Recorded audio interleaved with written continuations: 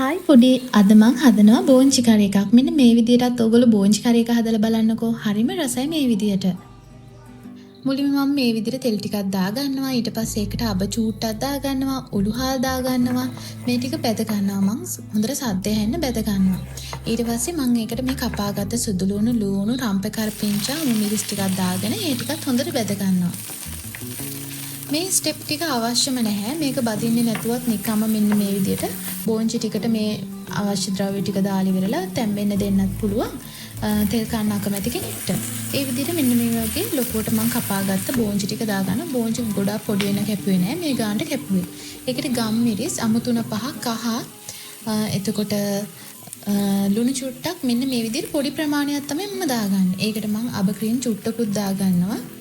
ඒ මහා ගොඩක් දාන්නේ මේවා හරියම 3-5 අඩුවෙන්ම දාලා තමයි මේ බොංචි එක හදාගන්නේ.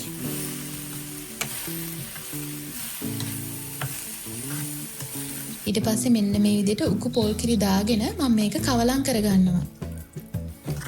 මේ කවලම් කරලා මම මේක විනාඩි 2-3ක් වගේ තමයි මෙන්න මේ විදිහට තැම්බෙන්න දෙන්නේ. ගොඩක් මධ්‍යම ගින්දරේ වගේ තමයි මම මේක තැම්බෙන්න දෙන්නේ. වහන්න තියන්නෙත් නැහැ මම. මේ තියෙන්නේ මං හදාගත්ත බෝංචි එක. මේක මාරම රසයි. මේක ගොඩක් වෙලාවට ටිකක් අමුවට මේකේ පෝෂණීය ගුණය තියෙන තමයි මේක හදාගන්නේ. මේක කාලා බලන්න, අනිවාර්යයෙන්ම හදලා බලන්න. මේක හරිම රසයි.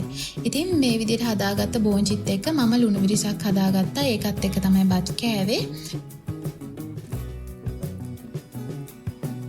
මේකත් එක්ක වුණත් විතරක් කන්න පුළුවන්. හොඳට රසගුණ පිරීලා තියෙන බෝංචි කරි එකක් තමයි මම මේ හදාගෙන තියෙන්නේ. ඉතින් මේ විදිහට හදලා බලලා අනිවාර්යයෙන්ම මට කමෙන්ට් එකක් දාන්න අමතක කරන්න එපා. ආයෙමත් රස වීඩියෝ එකක් අරගෙන එන්නම්. අදට ගිහින් එන්නම්.